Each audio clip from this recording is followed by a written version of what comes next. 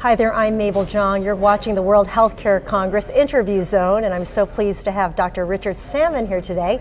He's with CIGNA HealthCare, and Dr. Salmon, it's so great to see you again. Thank you very much. And you're focused on the area of performance measurement and improvement. Yes. What do you think consumers will be looking for as we look to improve the delivery of care and making it more affordable?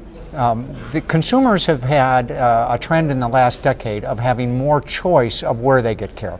Networks have gotten larger, and consumers have therefore had more choice of physicians and hospitals that they can go to. Where we haven't done the kind of job that we need to do is to provide better and better information about cost, quality, and patient experience so that they can make a more informed choice about actually where they get care. Okay, and where will that come from? The health plans working in concert with healthcare professionals to constantly improve our methodology for evaluating cost, quality, and patient experience, and then health plans working to share that information with consumers through our websites, through mobile applications, and through other tools that will make that information available to the consumer when and where they want it. Has that been a very involved endeavor? Yes, it has, in two ways. One is the science of measuring cost, quality, and satisfaction, I think, is only at its beginning stages. We will be much better at doing that 20 years from now than we are today. Why is it so difficult? Because the core aspects of healthcare quality, cost, and the individual patient experience are actually quite complicated and quite unique to each consumer. And we've also really focused in this area only in the last 5 to 10 years. So we have a lot to learn as we move forward.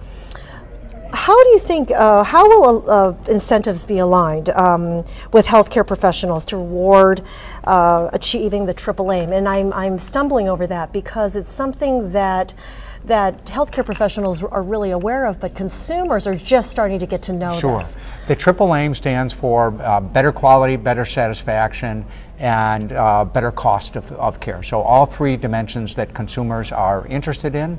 There are two ways to align incentives.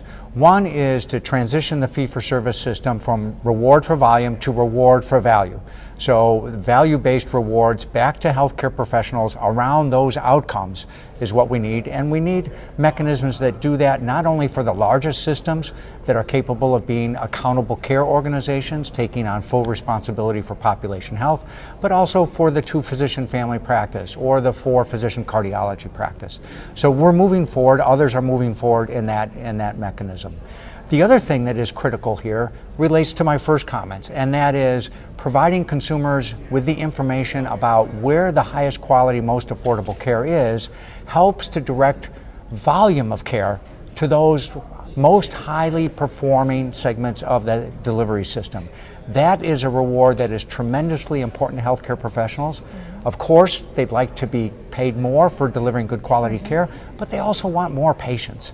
And so that's where these two things come together in a tremendous synergy that I hope that we'll see over the next 10 years. We have several deadlines looming in the future. Is a lot of this information going to be ready for, say, the exchange, when the exchanges come online in October? Yep, I think the answer is that the basic information will be ready. Most health plans, CIGNA HealthCare included, provides this information today. As I mentioned, we have a long way to go in terms of improving it, but the fundamentals are there to find out things ranging from what is the cost of an MRI at a local hospital or a local freestanding imaging center, all the way to what are the quality outcomes around total knee replacement at a hospital. That kind of information is there today and will be available on a plan-by-plan basis for those plans who participate in the exchanges. So a lot of work still needs to be done, but what are you most encouraged by so far?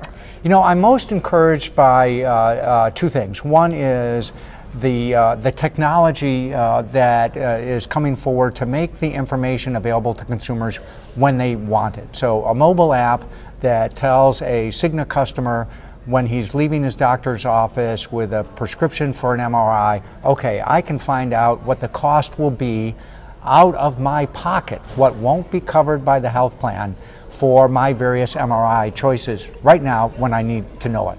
That's very encouraging. The other encouraging thing is healthcare professionals.